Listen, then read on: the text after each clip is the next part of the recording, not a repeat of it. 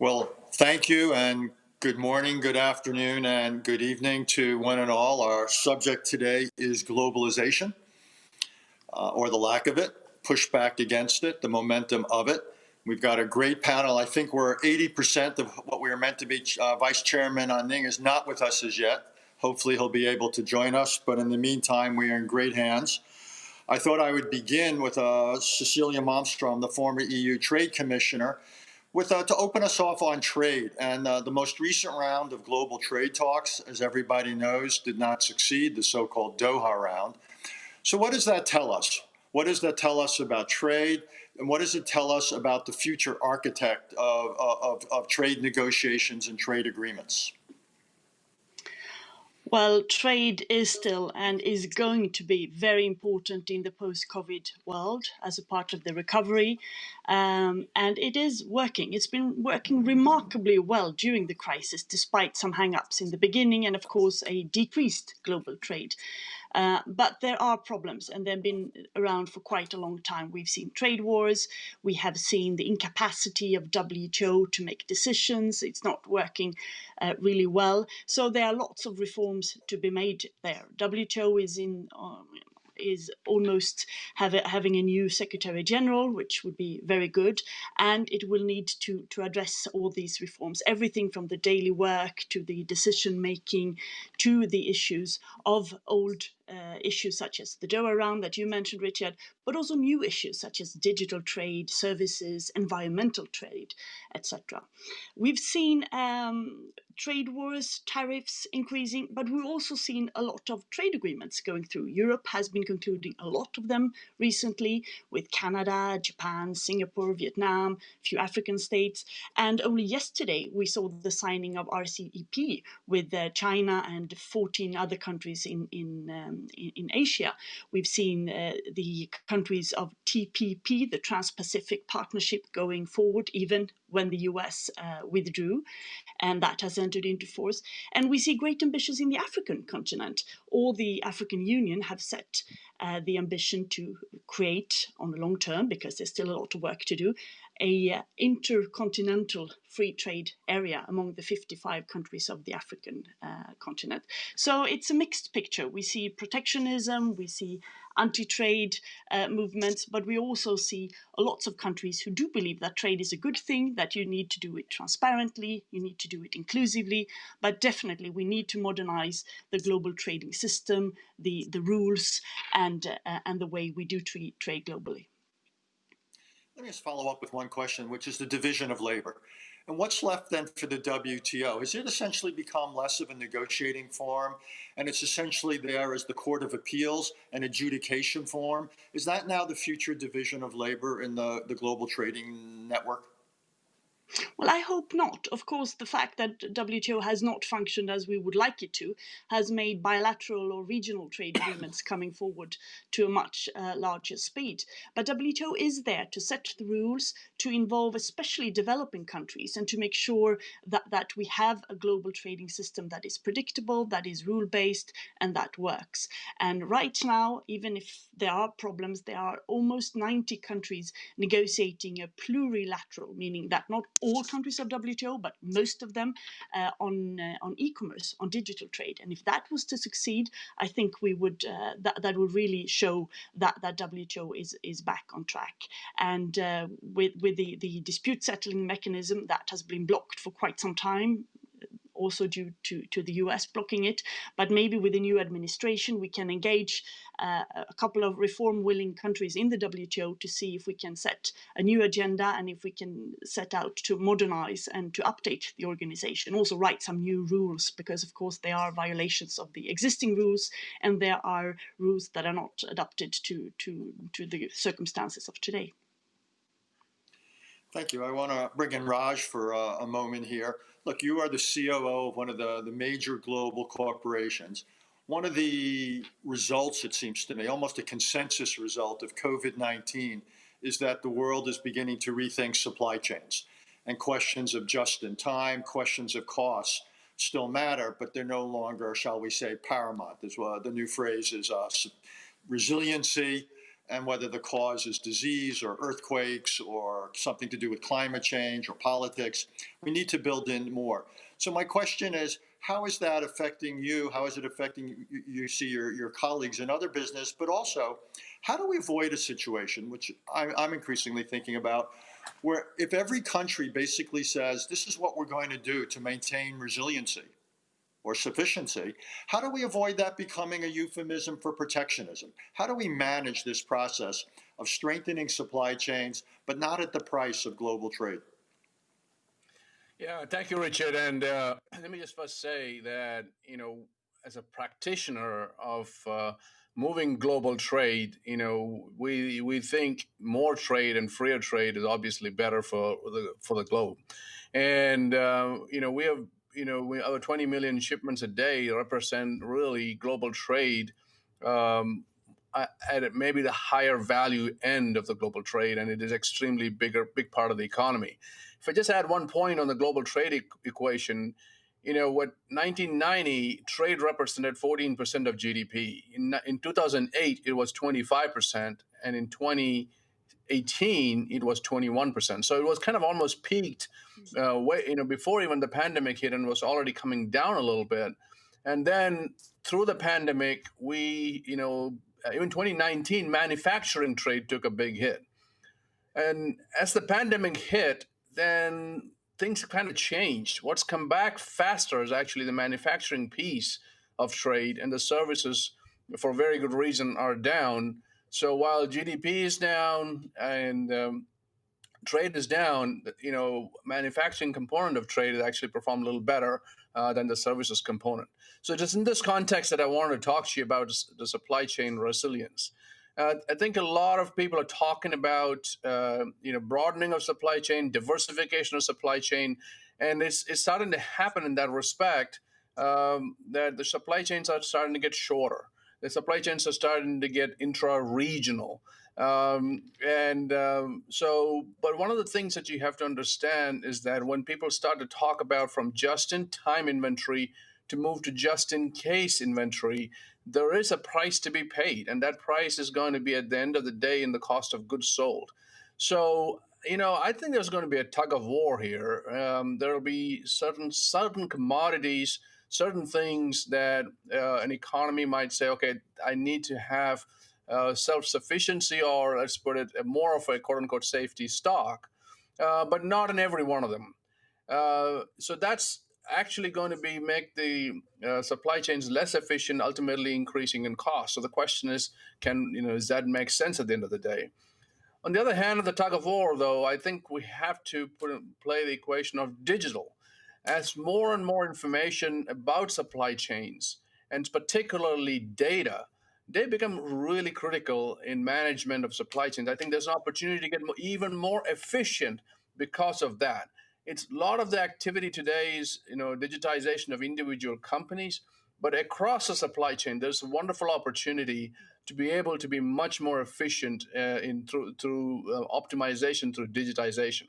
So I think there are, two factors at play. One is you'll see some pullback in the concepts of efficiency from just in time on certain commodities. On the other side, I think because of the role of technology is going to drive it on the path forward. So we will see how it goes. I'm an optimist. I hope that at the end of the day, the trading systems and the WTO is reformed to a point where multilateral systems exist and the supply chain resiliency can be achieved to a degree of satisfaction without sacrificing too much of the efficiency.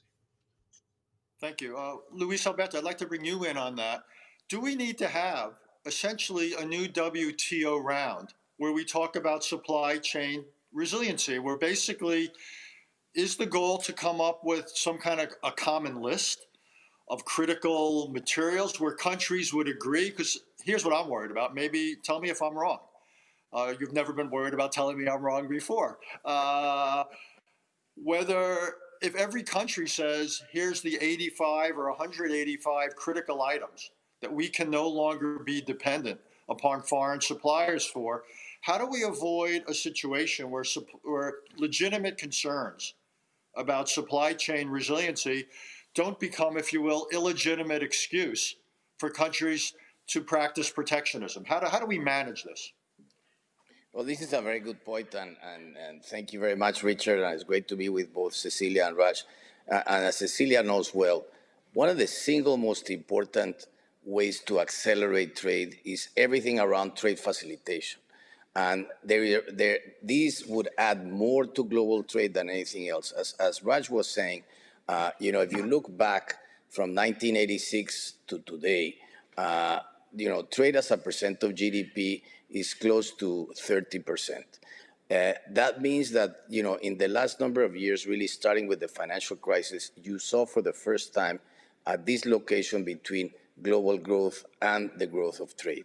But certainly, the one risk that you point to is that somehow through the back door, we go to some form of import substitution like we had in Latin America that essentially prevented Latin American countries, as an example, from growing as it did to other emerging markets. Today, the way you can explain much of the growth that's taken place in emerging markets to a large degree, especially Asia is the best example, was because trade represented a significant amount of their overall GDP. And this continues to be true. And I'm of the ones that, yes, the resiliency of global supply chains is going to be key. But the countries that are going to benefit from these are agreements across businesses, but those businesses are going to look at where do you have a more open trading regime. And I'll give you a contrast. Take the case of Brazil and Mexico. Mexico is a much more open economy. Trade as a percent of GDP is much larger as compared, say, to Brazil, the biggest economy in all of Latin America, and yet the overall trade as a percent of GDP is very low. So yes, there will be more regional agreements, but those regional agreements always end up with all these negative lists that essentially prevent the advance of trade. So I think one of the key areas that we need to continuously focus on is everything around trade facilitation. Because as Raj will tell you from his business, these are the areas where at the end of the day, you block the success of any optimization or resilience of any value chain, as an example. Luis Alberto, I want to follow up on something, particularly given your background, both your national background in Colombia and also your 15 years at the bank. This question of how we generate or maintain support for trade. We're living in an age of not just COVID, but even before and what will be the future of innovation, of productivity increases. A lot of existing jobs are going to disappear. New jobs are obviously going to come into being, but they're going to require different skill sets. What is your sense on how do we avoid growing opposition to trade in countries like Brazil and Mexico, but around the world? How do we avoid trade being essentially the scapegoat for productivity increases and innovation that eliminates existing jobs? How do we manage this? It's very interesting because clearly what the history shows us is that it was because of trade that you explained to a large degree the growth in the last 15 years in Latin America. That growth came really from more opening to trade than from being isolated. A lot of that, of course, had to do with a super cycle of commodities. Latin America is largely a commodity exporter. But notwithstanding, even as a region, consistently, when you look at polling of what people believe in terms of trade, people want to see more intra-regional trade. And yet, somehow, we have all these forces that prevent that from happening, from really on the trade facilitation or non-tariff barriers type of ideas. On the other hand, I think what is very damaging is what happens in developed countries when you start seeing all these protectionist forces that immediately only fuel those who feel that are threatened by trade because of their businesses. And let me just give you one example. When COVID started, the first thing that we noticed because of this lack of global cooperation was that a lot of countries had very high trade protections for PPE.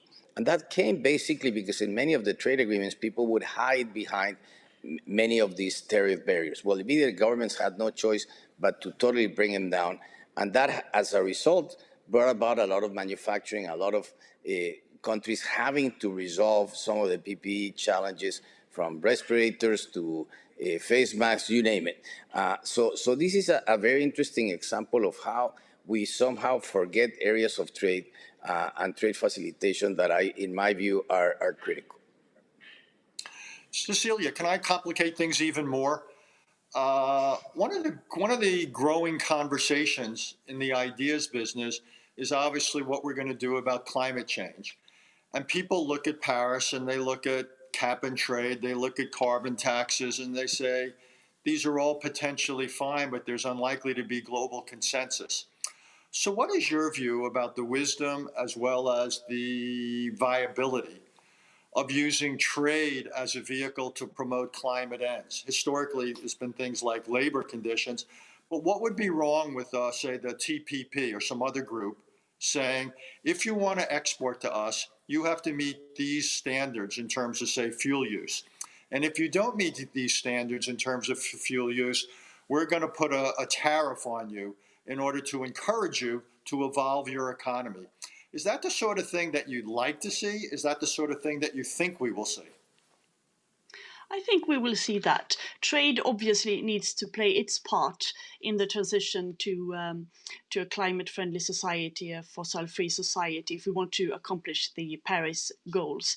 So there's already, in many trade agreements existing today, there are chapters on sustainable development, setting some targets on environment and sustainable development. The EU doesn't enter into trade negotiations unless the country has signed up to the Paris Agreement and also has obligations on to comply with EU environmental agreements. So I think we are heading in that direction, and that's also what the citizens, the consumers, are expecting from us. So one thing to do globally would to restart negotiations that have been in the freezer for a while to facilitate trade in environmentally friendly goods. That was a negotiation that included both China, U.S, EU, and several other countries, and to take away tariffs on technology that is climate friendly. That would be a good thing to restart, and not very difficult, actually. The other thing on carbon taxes or border adjustment taxes that is being discussed in different areas of the world, that is complicated because you need to make sure that that is done in a non-discriminatory way, that it's compliant with WTO rules, etc. I think it can be done. Maybe you can start sector-wise. There are lots of brilliant minds thinking about this right now, and there are different organizations who are starting to think it over. It should probably not be done in small regions. It should be done as global as possible. OECD would be the perfect place to do that, involving, like the digital tax that is discussed there. 135 countries are engaged. So we need to get it right, but it can be and it will be part of the future trade. So we better prepared, but we need to get it right. Raj, you're basically a delivery company, which means that you're also you're in the transportation business. You're transporting goods. When you hear this conversation, how uneasy does it make you? Or to what extent are you both anticipating it and conceivably even welcoming it? Is there opportunity for you or risk in this? And in particular, if you're dealing with a world that doesn't have a common standard. So what is it you're looking for here? Well, before I go into that question, I just want to go back to the point about trade was mentioned earlier. I think at the end of the day, you're 100% right. We have built a global network where we can pick up something from any one part of the world and set it down in any other part of the world in a matter of 1 or 2 or 3 days. And there is significant benefit for the global economy for that power of connectivity. In fact, our core purpose is to really connect people and possibilities. And that's what this is about. So when we talk about trade, for example, we're talking about the government policies and, multilateralism and so on and so forth. And I do hope, like Luis said, that the TFA and the non-tariff barriers, at least, that there is a much easier way to deal with that. However, there is this aspect of just human beings. As human beings, people want to trade and travel. And, today's age, with technology that we have today, with a device like this, you can now connect your products and services to all around the world. And with a system like ours, you can actually get it there. So we do believe that our larger purpose of FedEx is really that connecting people and possibilities around the world and really take standards of living, take it upwards as we open up new markets for people. So it is in this context that you got to look at the conversational environment. Of course, we are very much in the game. We know what we have to do. We continue to increase our fuel efficiency of the way we operate. We continue to put electric vehicles. Continue to put our facilities on non-fossil fuel. And I think those are all necessary conditions. In addition, we're going to be working very closely to actually, on the science, to some of the key institutions to change the game on actually solving the problem too. So 100% committed to that, and do it in a way that we achieve both goals of being environmentally friendly as well as connecting people and possibilities. Thank you. Luis, if Vice Chairman Ning had been with us, we would have talked about the whole question of technology, both competition as well as export controls. He's not with us, but I think we need to raise the issue in any case, which is this meeting is taking place in a context of growing friction between China and not just the United States, but many other countries over many issues, strategic issues, human rights issues, but obviously also trade and technology issues. I'd be curious hearing from you and then from Cecilia about your view about how we manage this. How do we manage to maintain, if you will, areas of trade that are clearly don't involve issues of technology transfer that could affect competitiveness or intelligence collection? How do we maintain those, and how do we basically introduce some filters on the other? What is your sense of how we go about this? Well, as you mentioned, Richard, the reality is that these whole tensions between China and the U.S. and this kind of unraveling that we have been discussing in the forum, as it was last year when we were all together in Beijing. The reality is that the way that then translates to regions of the world. Let me just speak to one that I know best, which is in Latin America. Countries like Brazil, like Argentina, Peru, and Chile, just to name a few, 30% of their trade today is with China. So, and that trade with China essentially helped those countries grow over the last decade and a half because of the boom in the commodities that we had in part of those years. Now, take that to the technology space, and there is a huge acceleration taking place because of COVID in terms of uses of technology. There's a set of challenges in the way that people can access. There is not enough access to bandwidth. People in the lower income parts of society have a heavy burden to pay. Sometimes the connectivity can represent anywhere from 10 to 50% of their income. But the reality is this: countries need to upscale their total technological capabilities. And the answer, therefore, is you must make a choice. And I believe, on the contrary, that we are not talking enough about some of the possibilities that you could do integrating more of these technology streams across, for instance, the Americas, or for that matter, in other parts of the emerging world. So I do believe that we need at least some basic agreements that would allow countries to work through this, because nobody wants to make a choice between dealing with one or the other. And I think this is a very difficult issue for countries where their trade is very important with the rest of the world. It was that diversification of trade with Asia that allowed many countries to grow. And so this, I think, is the million-dollar question that we need to resolve. And that's why, as Cecilia was mentioning, we need a stronger WTO where these things can be addressed and wherever challenged and resolved. Luis, let me ask you one other question while I've got you here, which is, you've got a new Biden administration in 2 months. What is the potential for a new hemispheric trade agreement? What's the political potential? What actually would it accomplish? What ought to be the essence of one? if you could build political support for it? What's on the agenda?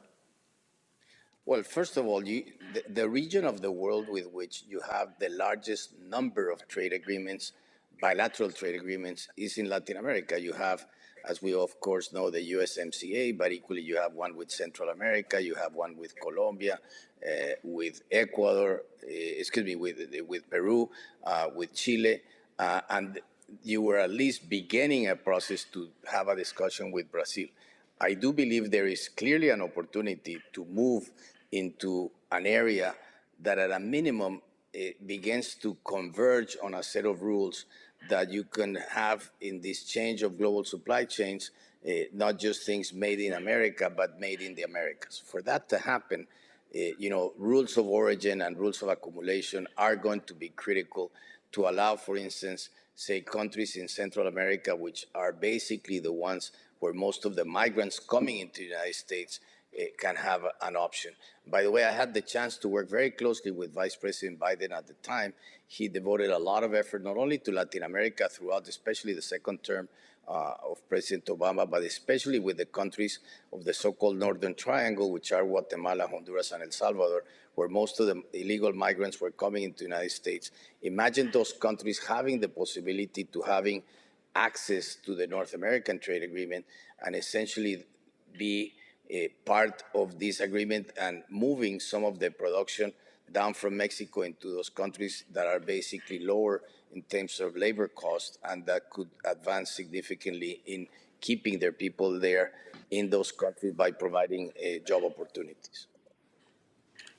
Thank you. Cecilia, let me ask you a similar question, which is about the future for the U.S.-EU trade agenda. I'll be nice, and I won't ask you about Brexit. I just want you to know, I figured we all deserve a break from that for at least an hour. But what about the U.S.-EU? Given your former hat, is there a complementarity there that you could see that is realistic? Well, it would certainly make sense. Because EU and US, we trade for billions every hour, and we are each other's most important trading partner. We did negotiate this TTIP agreement. It was difficult, even under the former Obama administration. And I think we should not expect neither Europe, neither the Biden administration to rush to the negotiating table to take that out of the freezer. There has been a considerable lack of trust between the EU and the US in trading area the last year, so we need to rebuild that. And also, this is probably not a priority for the Biden administration. But what we could do is to identify a few targeted issues where it would make all the sense in the world to cooperate on some standards, technological standards, environmental standards. We could take away some tariffs of a more technical nature, and we could cooperate when it comes to investment screening. You mentioned China before. There has been cooperation there to how to set up proper screening mechanisms to screen investment, not to stop them, but to be increasingly aware of some that might threaten public security or critical infrastructure. So I hope that we can resume trade discussions and also reform discussions on WTO and the multilateral system with the Biden administration. But I don't think anybody in the EU expects a resumption of bilateral trade talks, at least not the first 2 years. Thank you. Raj, at some point I expect we may get some questions from others, but for the meantime, you're stuck with me. Here you are again in a senior position in one of the world's great corporations. What is it you're looking for from, if you will, the political authorities? What is it you're hoping that governments provide you as a business, either for planning purposes or operating purposes? What do you want to see? But also, what is it you're really also hoping they don't do to you? Well, thank you for that question. I think, firstly, we stand firmly in the side of more and open trade. So, to the extent that the barriers come down, it is better. Not, we think it's good for the global economy. Of course, we'll do our part in moving the goods across the borders. And the second part of the equation is, okay, whatever the tariffs are, the non-tariff barriers, if they are actually smoothed out across and commonalized across the world, or at least some of the major economies of the world, it'll help significantly to move the traffic. Third is the role of technology. We just talked about that to Luis earlier. I think if I bring it down to a level here, as I said earlier, the technology layer that goes across different companies may be helpful significantly with trade. And in this particular context, blockchain might be an answer. As we establish provenance all the way to the beginning of that supply chain, and there's a ledger that keeps up with where that came from, it'll help the governments as well as we keep track of that. And then lastly, I would say is a lot of the emerging markets are looking to be a source of manufacturing, perhaps another point in the manufacturing ecosystem around the world. I think it's important that people keep in mind that manufacturing policy goes hand in hand with logistics policy. Just to give an example, in the U.S., logistics cost represents about 8 or 9% of the global GDP. If you take any emerging market, you would see that the logistic cost is roughly double that, and hence is significantly more inefficient. To the extent that the emerging economies focus in on logistics policy as part of their manufacturing push to establish both hard infrastructure and soft infrastructure, I think it'll pay off in a big way. Raj, you've got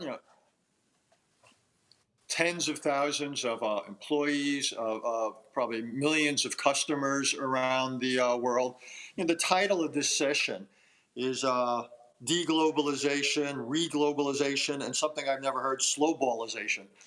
Tell us what you do in terms of your employees, your customers, the broader public. How is it? What is it you're doing in trying to create an environment that is supportive of what you've talked about today? You obviously want a world of open trade. You want a world of openness more broadly. You want a world of collective rulemaking rather than necessarily national rulemaking. What is it that you found is working in terms of almost the educational role that you're doing as a corporation, both in the United States, but really as a global corporation? Well, let me attack that problem in two different areas. One is, we have been vocal proponents of global trade and open trade at that from the very get-go, and we continue to do that even during the last few years when this conversation has been difficult. And I think we have been supportive in any areas that have helped facilitate more trade. So it doesn't matter where in the world we are working with. At the end of the day, we are a global company, but we are also a very local company, and we work hand in hand directly with the government to help facilitate trade. We have suggested technological solutions to make sure that the crossing of the borders becomes as simple and seamless as possible. So that's on one end of the spectrum. At the other end of the spectrum is working with businesses, small and medium in particular, around different parts of the world, again, to connect them with the other parts of the world and open their market spaces up. We have countless examples of customers who have now, serving markets. When people start businesses, they start thinking normally where their geography is, whether it's a city or the state. But nowadays, a lot of the businesses start thinking immediately to say, how do I get my products global? And that's because of what I said earlier about the role of technology and role of physical networks, and we sit at the intersection of the two. So no, we play a big role. By the way, as the pandemic hit, the role that we played in distributing PPE was, I think, a showcase in that sense. More than almost 2 billion masks, just to give an example. I think the biggest airlift since the Berlin airlift in 1948 in terms of the number of healthcare-related material that moved to different parts of the world. So I think that those are the concrete things we're doing that actually showcases globalization. That's great. I didn't know that. Luis Alberto, you come from a part of the world where populism, shall we say, has a powerful political tradition. So here's this conversation here about globalization, including but not limited to trade. From your experience, what works? How do you create a public conversation, whether it's for companies like FedEx to thrive in or just for governments to pursue policies they want? What is your sense of what works in order to creating, if you will, political space for open economic policies as opposed to more closed ones? Look, this is clearly the reasons for populism in Latin America really go back to the fact that we've had so much inequality, really and continue, unfortunately, to have the highest inequality in the world. And as you learned in the United States, the minute you have inequality, you open this huge political cleavage that allows for populism from right and left. In Latin America, it goes back to the days of Perón to Chavez, if you want. What is interesting, though, is that countries, after seeing what import substitution did and how much, that retarded growth in many Latin American countries, it was really in the cycle of the 90s when countries began to really move, alongside a world trend, which was the trend of globalization, that they saw the benefits of trade. In two directions, not only in the growth of exports, but equally in the quality and the price of goods that they could have access to were very, very expensive. Now, and that also came together, frankly speaking, in many countries that had debt to equity, very high debt levels that required structural change, and those came really from, institutions like the IMF and the IDB and others that were pushing in this set of reforms. It's never easy because, of course, you affect some local industries, but that is what I think somehow we, in the last number of years, have slowed the process of continuing to open trade, and this is why it's so important that we see really a conversation around the benefits of trade, regardless, and as I said earlier, how damaging it can become when you have, a conversation against, in essentially in closing down trade, in this whole notion of making things only in one country, that automatically, awakens all these anti-globalization forces. What works is really when you look at it in terms of industries, in seeing how, supply chains become so much more efficient. And as was said earlier here, I do believe that now more than ever, because of COVID, companies are going to really think hard about, where to put their supply chains, where the resiliency is. And that's only going to happen at the level of businesses. And as Raj said, I really think that, we underestimate the power of logistics to facilitate trade. From, we've done, a lot of work in electronic single windows, in using blockchain to determine, a lot of movements of goods on the efficiency of custom systems. The whole question of what's called the de minimis clause, which allows for much more electronic commerce. This is an era that we're entering and that people are going to demand, and it's only going to grow. COVID simply accelerated these processes, and so now the pressures are going to come a lot on the logistics and then how economies are open, and these, I think, will be the drivers of how you get more global trade into emerging economies. Thank you, sir. I just want to make sure I understand. We're running out of time, but I was just informed that Vice Chairman Ning has joined us. Is that correct? Because it's sort of disturbing to, okay. I'm sorry, I can't hear. Okay, no, I'm as is wrong. Cecilia, I'm going to give you the last word, but a short one, which is in Europe, the case for the EU and global, which is essentially, it was the original regional manifestation of globalization in some ways. Do you think that the revival of the Franco-German relationship we're seeing, where the EU is off its back foot and that it's gained momentum, in a sense, one of the winners of the pandemic in that sense, or not? Wow, that's a long question.